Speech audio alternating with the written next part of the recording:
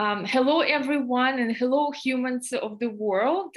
This is Marina with Startup Human, and today I'm really excited to have with us Katie, brother Katie, and I would like her to say a few words about the organization she's part of.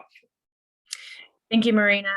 I am a Freemason with Universal Co-Masonry, which is an international Masonic organization for men and women. And it has been operating internationally for a couple hundred years, and our lineage is through Le Droit Humain, which is a French organization, Masonic organization. And I work here at headquarters in Larkspur, Colorado. Wow, amazing. And again, I'm really excited to be able to speak to you and ask you a few questions, because I know that over the years, and I know in many different cultures, some clubs, right, some organizations, they were very secretive, and not everyone was able to learn more information, right, or freely join an organization. So can you tell us, how did you join your organization? I actually knew some people who were Freemasons with Universal Co-Masonry in the late 1990s. And I really was at a time in my life where I was exploring spirituality, where I believed in, life to be and its purpose. And I really loved the way they approached life and the way that they interacted with people of different backgrounds. And I said, I want to be like them. And so I asked them, I said, what religion are you? And they said, we are Freemasons. And that kicked it off, and I followed their footsteps. They were a great example to me. Wow, that's amazing. So tell us, is it difficult to join an organizations like that? And what is it, what does it require? So every Masonic obedience is a little bit different in its requirements. So I'll just speak specifically to Universal Co-Masonry. Is it difficult? That's a yes, no question, because it just depends on who you are. One thing that is required, you have to be at least 21 years of age, unless you are a child of a Mason, which we call a Lewis, and you can join at 18. But you have to demonstrate commitment. And what that looks like is we have 2 online groups that are free, they're public, they're informational groups. One is the Masonic Philosophical Society, and the other is the Masonic Seminar Series. And we ask people who are interested to attend those so they can get a better understanding of Universal Co-Masonry is really for them, because we have found that people who attend those groups and then apply for membership tend to be very in step and harmonious with what we're doing, and they tend to be very content. And that's our job, is to make sure, it's not to get numbers, it's to make sure that everyone walks the path that they need to. And if Universal Co-Masonry is that path, then we're excited for that. So you go to MPS and the seminar series, and then you request an application. And if you fill it out, you apply it. There's an application fee, which is depending on where you are, depends on how much it is. And then you go under interviews, and then you go to a vote by the lodge, and then it's yes or no. The interesting thing is if you do get a no, the door is never closed. You can always reapply in 1 year. And so it's really, some people come to Masonry who feel very inspired by it and feel very drawn to it, but maybe they're just not spiritually, emotionally, physically, ready for it. And so that time might not be now, but it might be later. And that's why it's never a definitive no. Okay. And then does it require some kind of referrals from other people about you? No. So there's varying types of way that Masons approach this. When you look at continental Masonry, you have to, know someone to bring you in, from my understanding. When you look at people in Masonic obediences here in North America, they'll have brothers that will sponsor them. With Universal Co-Masonry, we believe that, well, I will speak for myself, that, spirituality is, a very personal path. And so we don't attract people. We don't sit there and say, no, Marina, why don't you join? You'd love it. Like, that's not what we do. But if you came here, like, this is interesting, we provide the opportunities to be seen, and then they can just join or apply to join without that sponsorship. At the end, there has to be, there's a requisite number of brothers who say, yes, we vouch for this person after interviewing them and interacting with them, that we think they're good. So there is a part at the end, but that brother doesn't, or that member who's trying to apply doesn't know necessarily who it is. They don't have to actively seek them out, if that makes sense. Oh, okay. Yeah, that's interesting. So what about the commitment? Do you have to devote certain number of hours to meetings or research on your own? How does it work? When you're applying or when you're a member, because they're a No, little when different. you become a member. So when you become a member, you have commitments. They're about, I want to say there's probably 3 commitments in a month, depending. Again, each lodge is based in a different area, and the lodge can set up how many times a month they meet.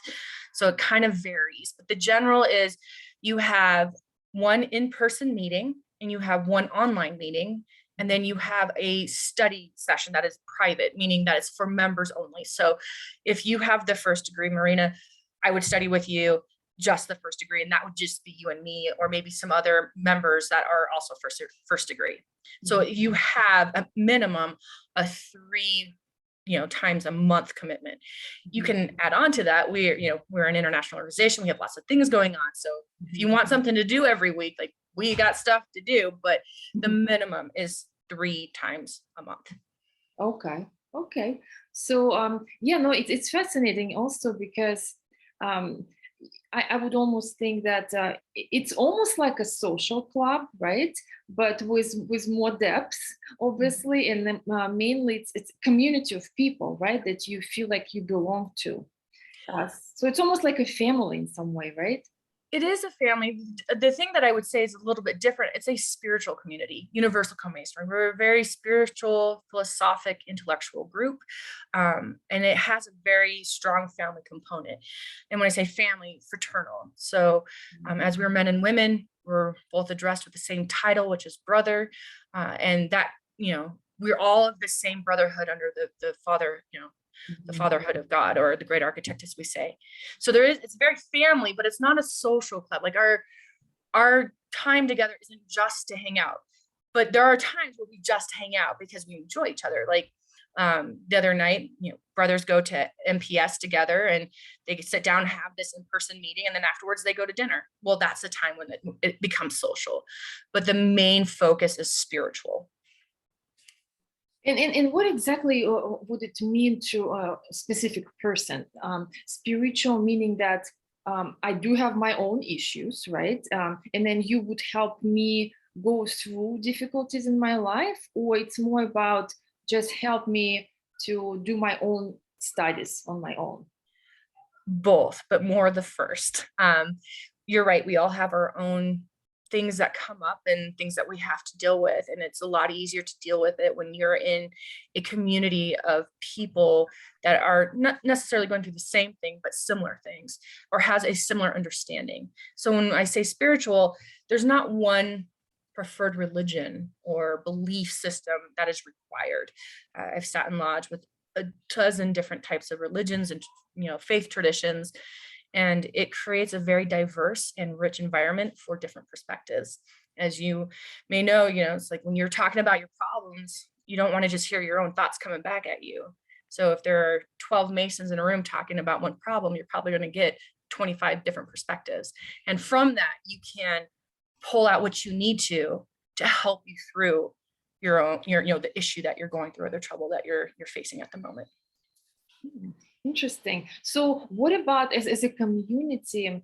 Are there certain goals you would set for, I don't know, for this year, right? And then start achieving them, or certain specific project that you would work on? So it depends on the different degrees that the different degree that you're in. And as many may know, Freemasonry is comprised of different degrees, and each degree is its own drama. And when I say drama, I mean, theatric. It's its own story, and with it, its own lessons. And so I would argue, no one ever masters the first degree lessons and what they are. Like, we spend our whole life trying to be proficient at them and aware of them. So you can choose like different things you want to study, different things you want to focus on, depending on the degree you're in. You can focus on the degree you are currently in, or the ones that you've already taken. So there's a plethora of options. And so it's very easy to find something to study and focus on. Very easy. It just depends on what you want. Okay, so would you say that people join your Universal Co-Masonry just because it's a good place to grow as an individual, or it's maybe great path in your life, and is it kind of permanent when you join, you don't leave? There's a lot of questions in that. So there's a lot of different reasons why people join. And I would say the main reason, because I have the opportunity to work with a lot of inquirers, as we call them, the main reason people join is they're usually looking for a community that resonates with them. And in this case, a more, again, spiritual, philosophic, intellectual group. And that really speaks to them, but they want that community, and they want that community where they can have the conversations and questions that you can't really just ask in everyday life that make maybe some other people like either that's too deep or I don't even know where to go with that type of response. So that's probably the main reason we have people who join Masonry. Mhm. Now, in regards to, is it permanent? We have a saying like once a Mason, always a Mason. What that means is that any brother is free to leave. Like we don't hold anyone captive and say, if you leave, this bad things will happen to you. Like everyone has to walk their own path. And sometimes we walk a path with a group of people for a really long time, and sometimes not so much. And so there is a freedom to leave, but I will always consider you a Mason, even if you resign and you move on. Like if I saw you on the street, I would still interact with you in the sense of like, the same moral code, the same interaction. I would never deprive you of that interaction just because you chose to walk a different path than me. Mhm. Yeah. Wow, interesting. So another question. I know that in Masonry in general, obviously you embrace various religions, right, and philosophies, and maybe the main one is it kind of embraces theosophy, right? And what do you specifically study in your study groups? So Universal Co-Masonry accepts a variety of different traditional backgrounds, faith backgrounds. I would say, depending on the Masonic obedience, they do or they do not. Some obedience are very secular and they don't want any association with philosophic or spiritual groups. Some are predominantly Judeo-Christian in nature. So you have to be mindful if like someone's looking into the Masonic community and they're like, which obedience is the best path for me to walk? They're not all created the same. Some are all men, some are all women, some are secular, some are philosophic. It just depends on what you're looking for. Study groups, going not into detail, but being general, like we study the ancient mysteries, the things that were passed through the ages in that golden thread.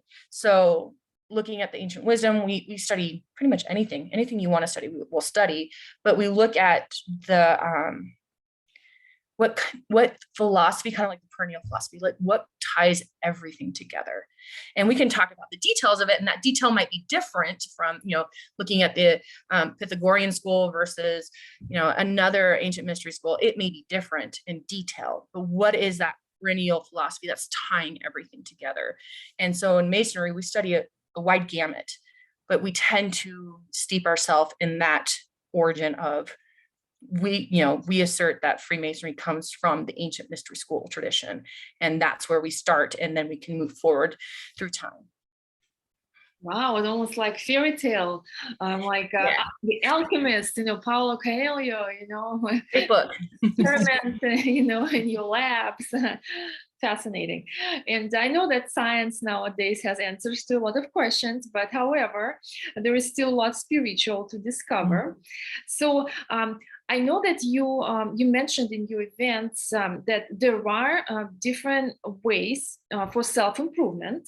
Mm-hmm. So which are the paths that people who join Co-Masonry they kind of pursue to help themselves?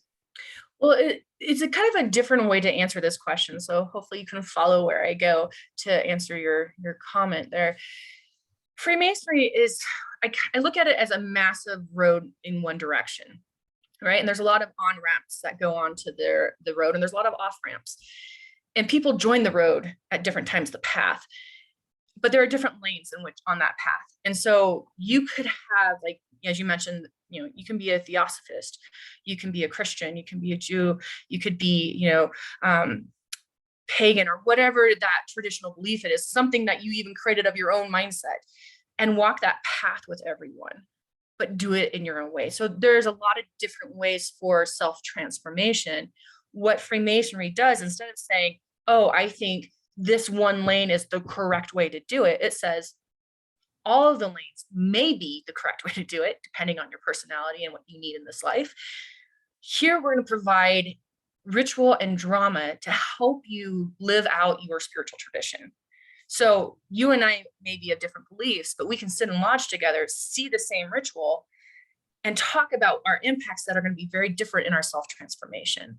You spoke of alchemy. Now, some people are very steeped in Hermeticism and in alchemy, and they will look at a particular ritual different than someone who is Christian, but yet they will be able to talk about that transformational moment in ritual that they saw that impacted them, and be able to take that and go into the outer world and apply it and say, okay, how is this coming back at me, and how can I fix this, and what does it mean to me, and they can process it, have a conversation with the brotherhood, as we spoke about earlier, and then go into their own personal steps of transformation. So kind of a weird way to answer your question, but imagine just that path where everyone's walking, but we're all going the same direction. It's not like we're going all over the place. We're all going the same directions, but we're doing it in a methodology that is specific to the spirit of that person that speaks to them, whether it's theosophy, religion, or something else. So it sounds like there are different ways to be, right, and there are no strict restrictions how you should behave. However, if there is maybe a misunderstanding, and people of different backgrounds, different religions, right, maybe the goal is to, as a community, to live peacefully and brotherly, right? Mm-hmm. But is it the goal to elevate each member to maybe like a spiritual enlightenment, or it's more about doing in the world around us? So it is about being servants to humanity, and the best way to be a servant is to improve yourself as well. So I would say a lot of people may come to Masonry and be like, I'm here for my self-improvement. And I would say if they stay with Freemasonry throughout their life, they will find often that the perception changes. And it's not so much about like my personal transformation. It's like putting yourself out there and saying, universe, how do I help humanity? In what capacity is my skills and my talents and my strengths best there to serve? And through that service, you ultimately improve yourself, but it is not the focus at the end of the day. And there are rules in our society, but they are rules of the physical body, meaning that you can't just sit any way you want in lodge. You can't just, you can't say whatever you want to someone. You can't slander them. I mean, we have rules because it's really hard to keep a society together and harmonious if everyone's playing by a different set of rules. So we have a very well-established rule, but as we say, if you go to our webpage, it talks about our Declaration of Principles, and it says that we believe in the maximum amount of discipline of the body with the maximum amount of freedom of mind. We're not here to tell you what to believe, but we, in order to have that spiritual body come forward, you really need to train that physical body. So there is discipline, and we do have rules. Like if you and I are at a variance, we don't just not, you do it your way, I do it my way, and hopefully it resolves. Like we do have codes of conduct that we do follow. And I have found in my 20 years of being a Universal Co-Mason that those rules are most important, because that's what creates the space of the spiritual growth, not only for myself, but the brotherhood and humanity to go through that space. Wow, I didn't realize you're a member for 20 years. Coming up in August, yeah, 20 years. Wow, yeah, that's very impressive, and then I'm very, very excited to hear all of this from you. But would you say that if anyone has aspirations to become a member of Co-Masonry, right? And I really admire your organization for including women specifically, because I always felt like, well, why such discrimination? We're capable to be disciplined and mentally active. Why can't we be involved in certain, important parts of, our society? But for people who are interested in becoming maybe members in the future, right? What awaits them? Is it obviously intellectual kind of growing through study, maybe meditation, maybe yoga? We know about service, but what else should they be prepared for? Well, there's a way of looking at anything, and it's not just specific to Universal Co-Masonry, but it is what you put into it. So if you don't do anything with Universal Co-Masonry, you're not gonna, it's like anything else, you're not gonna get anything out of it, right? You're just gonna be like, this is boring, or this is weird, and then just leave. But when you look at someone who really puts the effort in, I don't really know exactly what every single person gets out of it, because it's very different. It's universal, but it's not for everyone. And when you do go through it, there is discipline. There is growth in different areas. So some people might be like, well, I'm not super intellectual. I don't like sitting down and just having scholarly debates. And, that's not what Freemasonry is. But there is an element of that where we discuss our ideas, because how do I know what I believe if I don't start talking it out and having conversations with people? And the nice thing about that is that I may have that conversation, and what I get out of it isn't necessarily intellectual. Maybe it's spiritual. Maybe it's mental, maybe it's emotional. Like, there's so many ways to grow through it, that when people are coming into Masonry, the best thing I would advise is to be open, because you don't know what trials and obstacles you need to evolve. And Masonry likes to expedite that opportunity to experience what those obstacles might be. So it may be something you anticipate, or it may be something that you didn't. And so Freemasonry provides ritual, it provides structure, so that you have a place where you're not just throwing yourself out into the universe and hoping to that what you believe is highest, that you'll be okay when you land. This is a tried and proven philosophy for thousands of years that many people have gone through in its various incarnations.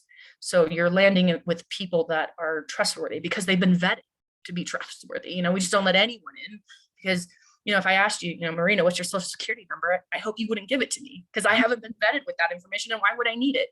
So it's kind of that idea. It's like, there's mainly ritual is the number one thing people should be aware of that awaits them, but what they get out of it, it's really up to their journey. Yeah, you're right. So since you've witnessed probably a lot of transformations of Masons in your life through your organization, can you maybe give us some tips? What helps people to get spiritually evolved? I would say first, honesty and authenticity. Like, you have to be honest in what you are and what you're not, and willingness to hear other perspectives. Some people often try to come into Masonry and to teach other people. We don't have a prophet or a guru. Like, the head of our order isn't like the sage that we all worship whatever she says. Like, no, her capacity is very different. So when someone is preparing themselves for the path of Freemasonry, they have to be reliant on their intuition. So there's a cultivation of intuition to a point, right? That you feel comfortable, that you can place yourself in the trust of others.